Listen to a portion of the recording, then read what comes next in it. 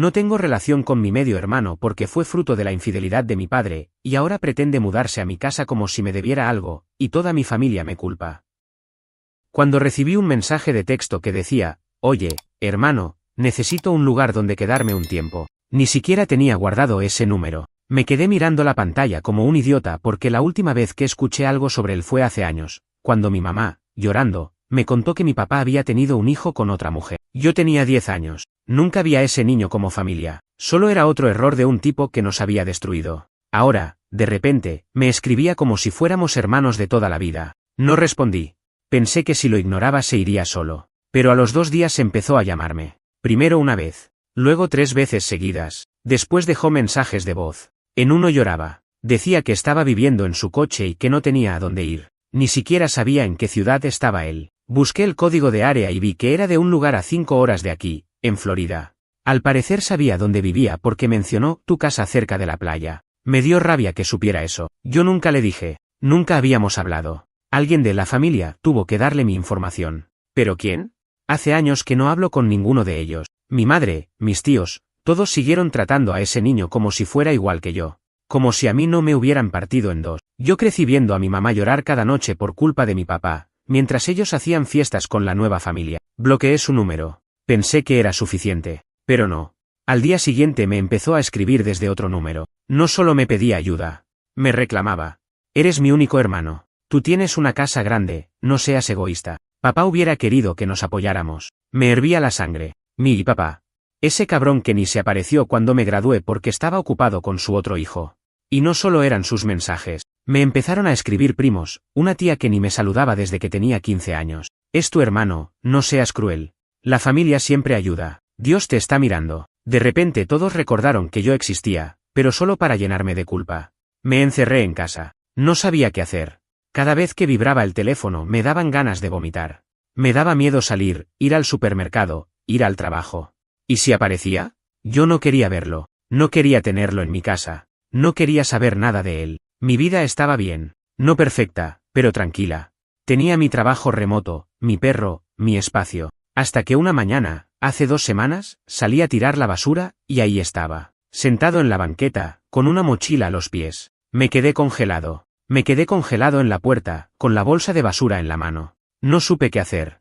No supe ni respirar. Lo vi, sentado ahí, como si no fuera nada. Como si fuera normal aparecer en la casa de un desconocido sin avisar. Lo reconocí porque en los mensajes había dicho que vendría. Aún así, era raro ponerle cara. No me parecía en nada. Pelo desordenado, ropa sucia, zapatillas rotas. Tenía una mochila chiquita a los pies y estaba comiéndose las uñas mientras me miraba. Me sonrió. Una sonrisa incómoda, como de alguien que no sabe si lo van a recibir o le van a cerrar la puerta en la cara. No dije nada. Cerré la puerta con fuerza, sin mirarlo otra vez. Tiré la bolsa de basura en la cocina y me senté en el piso, con la espalda apoyada en la nevera. Escuché que golpeaba la puerta. Primero suave, luego un poco más fuerte, luego con la palma abierta, como si fuera urgente. Por favor, déjame pasar, decía. No tengo a dónde ir, no tengo nadie más. Me tapé los oídos con las manos. No quería escucharlo, no quería sentir lástima. Ya sabía que venía todo eso, querían meterlo en mi vida a la fuerza, hacerme cargar un muerto que no era mío. Pasaron horas. No exagero. Literalmente horas. Se sentó en la banqueta, se quedó ahí. Yo miraba por las cortinas a cada rato. No tenía auto. No tenía nadie acompañándolo. Solo estaba él. Con la mochila. En la calle. Y cada tanto miraba hacia la casa. Parecía un perro perdido. Y yo me sentía una mierda por pensar eso, pero no era mi problema. Nunca fue mi problema. Nunca lo pedí. Nunca quise esta situación. Llamé a un amigo para preguntarle qué hacer. Me dijo que llamara a la policía, pero me daba vergüenza. ¿Qué les iba a decir? Hola, mi medio hermano que no conozco está afuera de mi casa y no quiero abrirle. Sonaba absurdo. Y, para colmo, ya tenía encima a toda la familia bombardeándome con mensajes. Me dijeron de todo, que era un maldito egoísta, que era igualito a mi papá, que cuando me tocara estar en problemas me iba a arrepentir. Gente que ni me manda feliz cumpleaños hace años. Ahora sí, todos expertos en dar lecciones. No dormí esa noche. Cada 2 horas me asomaba por la ventana. A las 3 de la mañana todavía estaba ahí, acurrucado en su mochila. Yo sabía que no podía dejarlo pasar. Sabía que si le abría la puerta, ya no iba a haber vuelta atrás. Si entraba, si dejaba su mochila en el living, si se sentaba en mi sillón, después para sacarlo iba a ser un infierno. No quería eso. No quería tener que pelear por mi casa, mi espacio, mi vida. A las 5 de la mañana dejé de verlo. Salí muy despacio y vi que no estaba en la acera. Respiré un poco, aunque el corazón seguía en la garganta. Pensé que se habría ido. Que habría entendido el mensaje. Volví a entrar, cerré todas las ventanas y traté de dormir un rato en el sofá. Pero el cuerpo no me dejó. Al día siguiente, cuando salí a buscar el correo, lo vi otra vez. Esta vez estaba durmiendo en el porche del vecino. Ahí me rompí un poco. Porque, aunque estaba furioso, aunque no lo quería cerca, ver a alguien tirado en el suelo, me jodió la cabeza.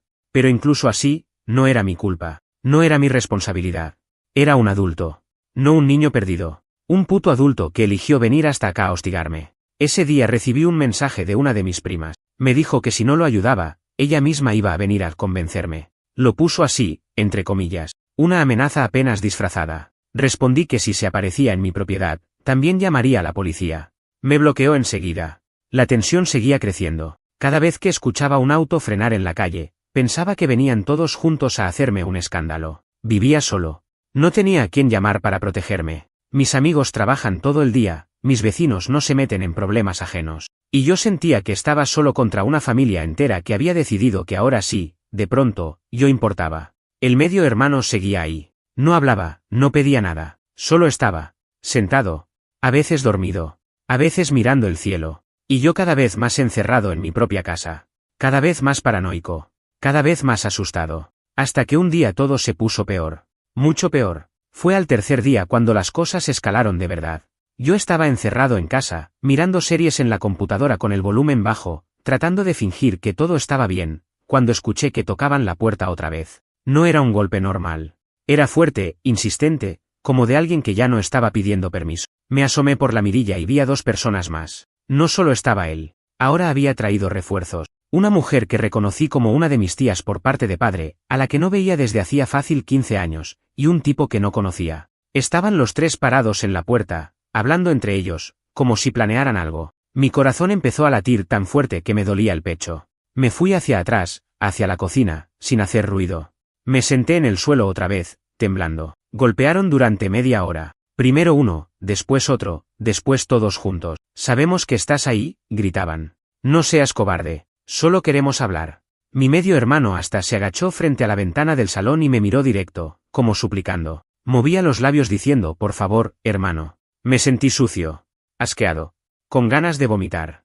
No les abrí. No moví ni un músculo. Finalmente se fueron. O eso creí.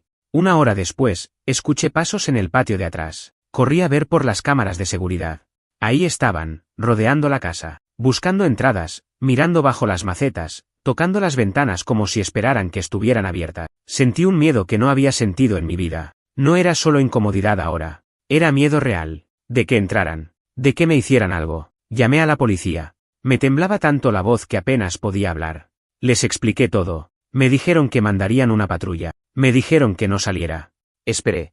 20 minutos después, llegó un patrullero. Se bajaron 2 oficiales. Yo salí al porche con las manos arriba para que no hubiera malentendidos. Señalé hacia el patio de atrás. Fueron a ver y encontraron a mi medio hermano y la tía escondidos detrás de unos arbustos. Al otro tipo no lo vieron, debió haberse ido antes. Cuando los policías les preguntaron qué hacían, mi medio hermano empezó a llorar otra vez. Dijo que yo lo había invitado a quedarse, que era su hogar también, que yo era su única familia, que no tenía a dónde ir, que lo iba a dejar morir en la calle. Yo sentí como la rabia me subía hasta la garganta. Estaba mintiendo en la cara de la policía, como si yo fuera el culpable. Saqué el teléfono y les mostré los mensajes, todos los rechazos, todas las veces que dije no, todos los bloqueos. También les mostré el vídeo de las cámaras donde se veían ellos entrando a mi propiedad. Los oficiales lo miraron todo y no tardaron mucho en darse cuenta de la situación. Les pidieron que se fueran. Les advirtieron que si volvían a acercarse, podían ser arrestados por allanamiento. Mi medio hermano se quebró. Se tiró al suelo llorando. Mi tía lo abrazaba, me miraba como si yo fuera el demonio. Pero no me moví. No dije nada. No era mi problema. No más. Cuando se fueron, cerré todas las puertas con llave. Puse los seguros extra. Apagué las luces de la casa. Y me senté en el piso otra vez. No lloré. No grité. No hice nada. Me sentía vacío. Esa noche no dormí. Ni un minuto. Me quedé sentado en el sillón, abrazando un bate de béisbol que tengo para emergencia. Cada ruido, cada sombra en la ventana, me hacía saltar. Y ahí fue cuando me di cuenta de algo, esta gente no iba a parar. No era solo él. Era toda una familia que, de repente, decidió que yo les debía algo, que yo tenía que arreglar los errores de un padre que ni siquiera fue padre para mí, que yo tenía que salvar a un desconocido solo porque compartimos un poco de sangre. La rabia me dio fuerzas. Empecé a buscar abogados. Busqué información sobre cómo poner una orden de alejamiento. Empecé a hablar con vecinos para que supieran lo que estaba pasando. Me aseguré de tener todo documentado, llamadas, mensajes, vídeos, todo. No iba a dejar que me destruyeran mi vida otra vez. Pero no sabía que lo peor todavía no había pasado. Pasaron 2 días en los que pensé que tal vez todo se había acabado. No vi a nadie afuera. No recibí llamadas. No tocaron la puerta. Solo silencio. Y ese silencio me asustaba más que los gritos, porque sabía que no se habían rendido. Solo estaban planeando algo. El tercer día, cuando volvía de hacer compras, vi algo que me congeló el cuerpo. Había una camioneta estacionada frente a mi casa. Una de esas viejas, de esas que ves en los noticieros cuando pasa algo malo. Y ahí, sentada en la vereda, otra vez, estaba mi medio hermano, con la misma mochila mugrosa y una caja de cartón, como si ya estuviera mudándose. Entré rápido a la casa, cerré todo, bajé las persianas, no lo miré, no hablé, no respondí cuando empezó a golpear la puerta.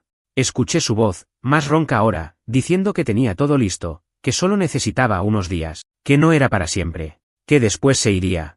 Mentira.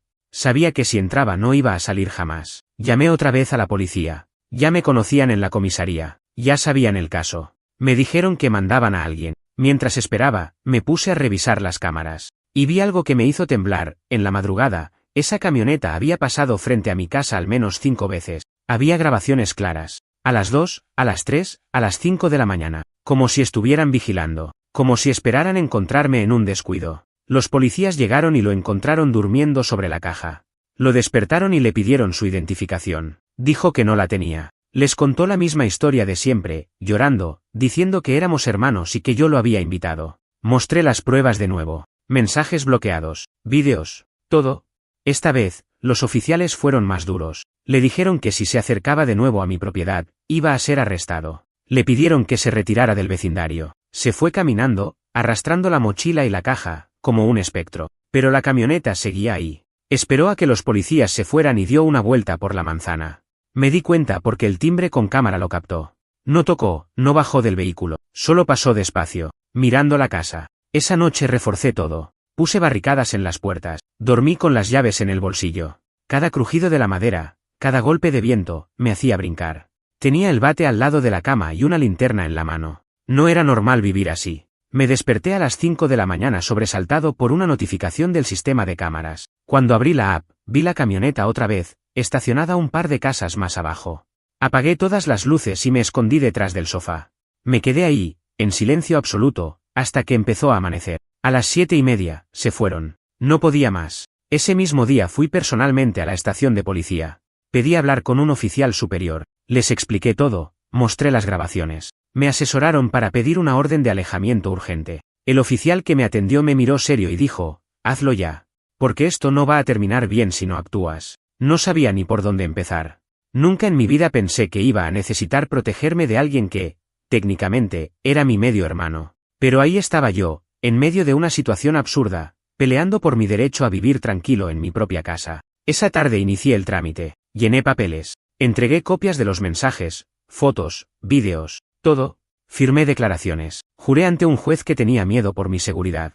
Lo hice todo. La audiencia preliminar se fijó para 3 días después. 3 malditos días en los que tendría que seguir vigilando cada movimiento afuera. 3 días más en los que cualquier sombra podía ser él o su familia queriendo forzar algo. Esa noche no dormí. Otra vez, solo pensaba en cómo mi vida, que no era perfecta pero al menos era mía, se había convertido en una maldita pesadilla por culpa de gente que yo no elegí. Y lo peor era saber que ellos no iban a aceptar un no como respuesta.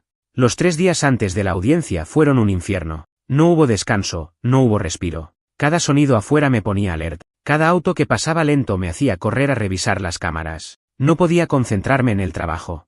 No podía pensar en otra cosa que no fuera protegerme. Me sentía atrapado en mi propia casa. Como un prisionero. El segundo día, algo cambió. No fue él quien apareció. Fue su madre. La amante de mi papá. Esa mujer que había destruido mi familia años atrás. La vi desde la ventana, bajita, pelo teñido, cara endurecida por los años. Tocó el timbre. No golpeó como los demás. Solo timbró y se quedó parada ahí, como una estatua. No abrí. Se quedó 10 minutos, mirando fijamente la puerta. Luego sacó un papel del bolso y lo dejó metido en el buzón. Cuando se fue, salí con cuidado, revisando a todos lados. Abrí el buzón con la mano temblando. Era una carta escrita a mano. No era una disculpa. No era un pedido de perdón. Era un chantaje emocional. Decía que éramos familia, que él era un buen chico, que él solo necesitaba una oportunidad.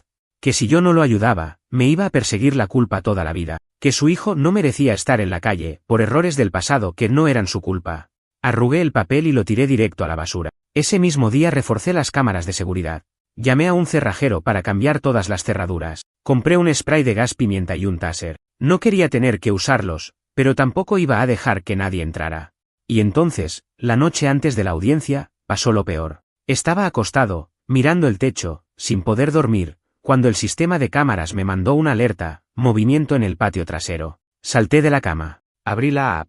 Ahí estaba, mi medio hermano, trepando la cerca como un ladrón. Entró al patio. Caminó hasta la puerta trasera. La probó. Estaba cerrada, obviamente. Entonces empezó a golpear suavemente, como si pensara que, a las 3 de la mañana, iba a abrirle. No sabía qué hacer. Si llamaba a la policía de nuevo, iba a quedar en evidencia para la audiencia que era peligroso. Si no llamaba, podía meterse. No tuve elección. Llamé.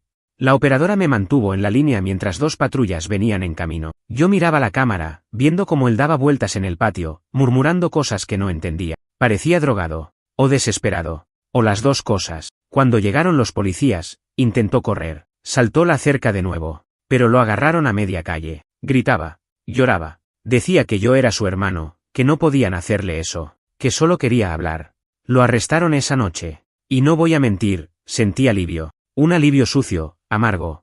Pero alivio al fin. El día de la audiencia, me presenté con todos los papeles, las pruebas, los vídeos, las amenazas, las entradas ilegales a mi propiedad.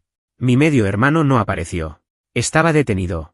El juez no tardó en emitir una orden de restricción. Se le prohibió acercarse a menos de 500 metros de mi casa, de mi trabajo, de cualquier lugar donde yo estuviera. Cuando salí del tribunal, sentí el peso de meses de mierda caerme de encima. Pensé que todo había terminado. Me equivoqué.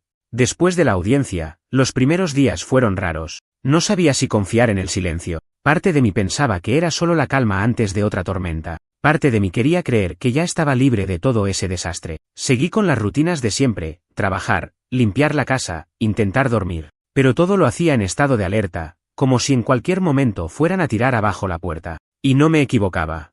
El cuarto día después de la orden, mientras volvía del supermercado, encontré algo clavado en mi puerta, una nota escrita a mano, sujetada con una piedra. Era corta, apenas unas líneas. Decía, la sangre llama. No puedes huir para siempre, vas a tener que ayudarnos, tarde o temprano. No firmaba nadie, pero no hacía falta. Miré alrededor. No vi a nadie. No vi autos sospechosos. No vi nada. Solo la nota y ese silencio pesado que se había vuelto normal. Entré rápido a casa, aseguré todas las puertas, bajé las persianas. Me senté en el suelo con la nota en las manos, sintiendo que el corazón se me salía del pecho. No llamé a la policía. ¿Para qué? Era solo una nota. Ellos no iban a hacer nada. Ya había tenido que pelear cada paso para conseguir la orden de alejamiento. No iban a mover un dedo solo porque alguien me dejara amenazas vagas. Esa noche no dormí. Otra vez. Al día siguiente, decidí que ya era suficiente. No podía vivir así. No podía seguir en una casa que ya no sentía segura. Así que tomé una decisión rápida, me mudaría. Vendí la casa. No fue fácil, me dolía perderla. Era mi lugar, mi esfuerzo, mi escape. Pero no valía la pena vivir atrapado en el miedo. Encontré un comprador rápido. Una pareja mayor que quería retirarse cerca de la playa. Aceptaron casi de inmediato. Empaqué todo lo que pude en 2 días. Regalé muebles, vendí cosas, tiré basura. Me quedé solo con lo necesario. Todo lo demás, que se lo llevara el viento. Antes de irme, cambié todos mis datos de contacto. Nuevo número de teléfono. Nueva dirección postal. Nuevo todo. Solo mis amigos más cercanos y mi jefe sabían dónde estaría. Me fui de la ciudad sin mirar atrás. Pensé que ahora sí estaba a salvo. Y por un tiempo, lo estuve. Me instalé en un pequeño departamento en una ciudad más al norte. Un lugar tranquilo, sin vecinos metiches, sin recuerdos. Vivía solo, como siempre había querido. Sin gritos, sin puertas golpeadas, sin cartas bajo la puerta. Empecé a dormir mejor. No del todo, pero al menos ya no despertaba con pesadillas. Hasta que un día, meses después, recibí un correo electrónico. Era de una cuenta rara, de esas que se crean en minutos. El asunto decía, sabemos dónde estás. No había texto. Solo una foto. Era yo, entrando a mi nuevo edificio, cargando una bolsa de supermercado. El corazón me cayó hasta los pies. Me sudaban las manos. Cerré el correo sin responder, pero ya era tarde. Sabía que me habían encontrado. No supe si era él, si era la madre, si eran todos ellos juntos. No sabía nada. Solo sabía que no estaba tan lejos como pensaba. Desde entonces, vivo con un ojo en la puerta y otro en la ventana. He reforzado la seguridad del edificio. He hablado con el administrador para instalar cámaras extra. Me compré otro spray de pimienta. Hice lo que pude. Pero la tranquilidad verdadera, esa ya no existe para mí. Y todo porque un cabrón que compartía un poco de ADN conmigo decidió que yo le debía algo. Después del correo, cada día se volvió una pelea nueva contra la paranoia. Cada paso en la calle, cada auto estacionado más de la cuenta, cada desconocido que cruzaba frente a mi edificio era una amenaza potencial. Me volví un tipo que mira para todos lados antes de salir de casa, que nunca repite la misma ruta 2 veces seguidas, que no abre la puerta si no espera a alguien. Pasaron 2 semanas sin noticias nuevas. Empecé a pensar que tal vez era una amenaza vacía, que no tenían los recursos o el valor de hacer algo más, que se cansarían, que buscarían otra persona a quien joder. Y justo cuando empezaba a bajar la guardia, golpearon la puerta. Un golpe seco. No era el cartero. No era Amazon. No era nadie que uno quiere ver. Me asomé por la mirilla. No vi a nadie. Esperé unos minutos. Nada. Cuando abrí la puerta, había un sobre en el suelo, blanco, sin remitente. Lo recogí con 2 dedos, como si quemara. Adentro, una nota. No puedes esconderte de la familia. No puedes deshacer la sangre. Era infantil. Era patético. Pero me puso los pelos de punta. No era solo un correo ahora. Estaban físicamente cerca. Lo suficientemente cerca como para dejarme algo en la puerta sin que los viera. Tomé el sobre y fui directo a la comisaría. El oficial que me atendió parecía cansado. Me explicó que mientras no rompieran una orden directa o no cometieran un delito en el momento, no podían hacer mucho. Agradecieron que llevara pruebas. Me dijeron que quedaba asentado. ¿Y ya? Sí. ¿Y ya? Me fui de la estación con más bronca que alivio. Tomé medidas más extremas. Cambié de edificio. Pagué una fortuna por un lugar con seguridad privada, cámaras en cada esquina, portero las 24 horas. No dije a nadie dónde me mudaba, ni siquiera a amigos. Cerré todas mis redes sociales. Cambié el número de nuevo. Corté todo. Mi vida se volvió minimalista, trabajo remoto, salir solo lo estrictamente necesario, no confiar en nadie. No era vida. Era sobrevivir. Pero prefería eso antes que abrirle la puerta a alguien que solo me traía destrucción. En el fondo, siempre supe que no se trataba de ayudar a un hermano perdido. Nunca fue amor fraternal. Era necesidad. Era manipulación. Era aprovecharse de la culpa que sabían que me habían estado sembrando desde chico. Querían meterse en mi casa, quedarse, arruinarme. No era solo él. Era su madre, su entorno, su visión enferma de que familia es familia aunque te hayan escupido en la cara toda la vida. Y mientras yo me escondía, ellos seguían rondando, mandando correos, mensajes, amenazas pasivas. Nunca hubo un pedido real de perdón. Nunca hubo un reconocimiento de lo que me hicieron pasar. Solo exigencias. Exigencias basadas en nada. Y ahora, meses después, sigo mirando por encima del hombro, porque sé que no soy invisible. Sé que si me encontraron una vez, pueden hacerlo otra vez. Sé que para ellos no soy una persona. Soy una oportunidad. Un techo. Un lugar al que exprimir hasta dejarlo seco. Una deuda que inventaron en sus cabezas enfermas. Nunca me trataron como familia. Pero ahora sí, mágicamente, cuando no tienen a dónde ir, soy su hermano querido. Y sé que mientras viva, mientras respire, ellos van a pensar que tienen derecho a algo mío. Y no pienso dárselo. Hoy hace casi un año de todo eso. Y todavía no hay un solo día en el que no piense en lo que pasó. Me mudé otra vez. Más lejos. Más al norte. Cambié de trabajo. Cambié de número otra vez. Vivo en un departamento chico, en un edificio viejo, pero con reglas estrictas de seguridad. No es ideal, pero es anónimo. Nadie me busca aquí. Nadie sabe quién soy. No volví a recibir correos físicos. No volví a ver camionetas dando vuelta. No he visto a mi medio hermano desde aquella noche que lo arrestaron por intentar colarse en mi casa. Pero la sensación de estar siendo observado no se va. Nunca se va. Aprendí a vivir con eso. La gente habla mucho de la importancia de la familia. La sangre es más espesa que el agua. La familia está primero. Son frases que la gente repite sin pensar. Como si fueran reglas universales. Como si el simple hecho de compartir ADN te obligara a tolerar cualquier mierda. A sacrificar tu tranquilidad, tu seguridad, tu vida entera por personas que no te han dado nada bueno. Eso no es familia. Familia son las personas que te cuidan. Que están ahí cuando no tienen nada que ganar. Que te respetan. Mi medio hermano nunca fue familia para mí. Era un desconocido. Y peor que un desconocido, porque venía cargado de toda la mierda que mi propio padre nos dejó como herencia. Lo más jodido es que a veces me siento culpable igual. No porque haya hecho algo malo, sino porque crecí programado para sentir culpa. Para creer que tenía que arreglar las cagadas de los adultos. Para creer que decir no me hacía malo. Todavía tengo pesadillas a veces. Sueño que estoy en casa y que golpean la puerta. Que alguien entra. Que me quitan todo. Me despierto sudando, con el corazón a mil. Después me levanto, reviso las cerraduras, chequeo las cámaras y trato de volver a dormir. Ya no soy el mismo de antes. Nunca voy a ser el mismo. Me volvieron desconfiado. Me volvieron frío. Me volvieron alguien que piensa 2 veces antes de abrir un mensaje, antes de responder una llamada, antes de dejar entrar a alguien en su vida. No sé qué habrá sido de él. No me importa. No quiero saber si está bien o si terminó bajo un puente. No es problema mío. No puedo salvar a nadie. Apenas puedo salvarme a mí mismo. A veces me pregunto si todo esto hubiera sido diferente si, de niños, alguien hubiera hecho las cosas bien. Si mi papá hubiera sido un hombre decente. Si mi mamá hubiera sido más fuerte. Si la familia hubiera puesto límites en vez de tapar la mierda con sonrisas falsas.